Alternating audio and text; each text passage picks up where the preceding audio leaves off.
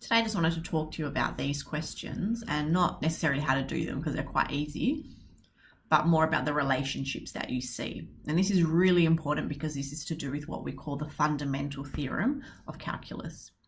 So let's have a look at the first 20 and 21, those first two there. After you've done your calculations, what are you supposed to notice?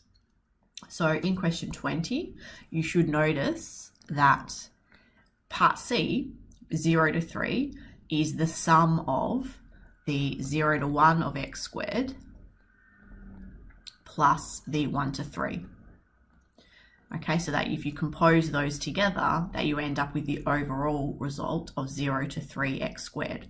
And the same thing happens when you look at question 21. So if we are to have for example, we've got some sort of a graph,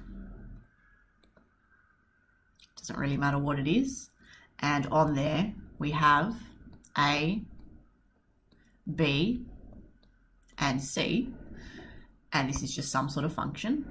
Obviously this one looks like a cubic.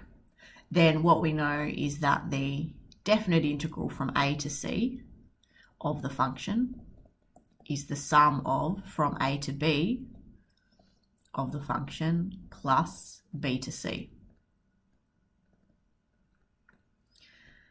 If you have a look at 22, the relationship that you should notice is one is the negative of the other.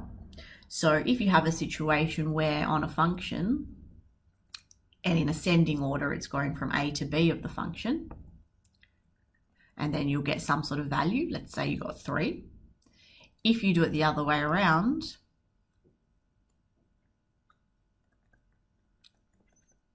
then this will give you the negative result. Okay, so the negative of that is that way around, or vice versa.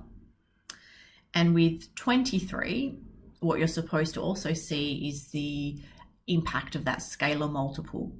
So with 23, you're supposed to see that if you are trying to anti-differentiate and do a definite integral between A and B, again in ascending order, of let's say some sort of constant times the function, then that is the same as the constant times definite integral of the function.